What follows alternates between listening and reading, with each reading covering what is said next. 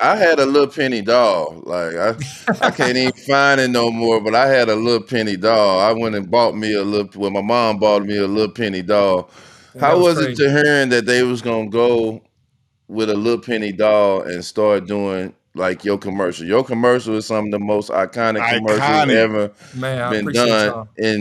in the basketball history. They sat me down and it was like, we know you're a quiet assassin because I wasn't really a trash talker unless somebody started with me, and then you can go back and forth. I was just hooping and just trying to destroy dudes. It wasn't no talking. It was just let's get to business. So they're like, we're gonna get somebody that's gonna talk trash for you, and his name gonna be Lil Penny, and he gonna be a doll. And they told me the concept. I laughed and I was like, dude, we gotta do that because that's gonna be so dope. This little dude talking all the shit, and then I'm just gonna go back Right. it up. I ain't gonna Yeah. say nothing, but he gonna do all the talking. I thought that was dope. I thought that was pretty cool. Well, Eddie Murphy and Martin and Damon Wayans, was they them the ones that they was trying to get to be the voice first before I Chris think they Rock? was trying. I definitely know about Damon Wayans and Martin Lawrence. I don't know about Eddie Murphy, but they could have, and they all turned it down. It wasn't big enough for them because them dudes was the dudes back then. Chris Rock It really Super, wasn't. was. yeah. It Super. was. So when Chris Rock did it, he was like a not well known at the time, and when he did the Little Penny voice, it definitely helped get him to where he was going.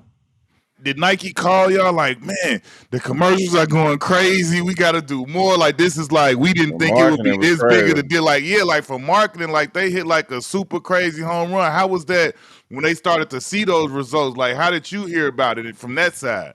Nike's so strategic on how they do things. They always capitalize at the right time.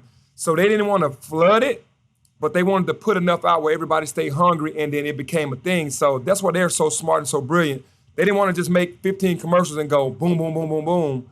They Right. basically was like, we're gonna piece it out there and make people be hungry for it, and that worked. So when the numbers and everything went through the roof, it was like, okay, it's time to make another one. And when that went through the roof, okay, it's time to make another one. So they were just really smart about how they did that. When you did when he said that's Tyra Banks, fool. When you did the Tyra Banks commercial out of all that, how hard did you laugh when you heard him say that? Man, he was never in the studio with me. Yeah, I I just know heard that. the voiceovers. Yeah. I couldn't get through the commercial. Every time I heard what he said, they'd be like, all right, cut, start over. I said, my bad, bro. I don't know what he gonna say, but when he say something, I'm just gonna laugh. And it took me a minute to make my commercial because everything he said, I was like laughing. And they was like, yo, you can't laugh. You got to get through it. I was like, cool, all right. And I finally got used to it, but in the beginning, bro, it was tripping me out.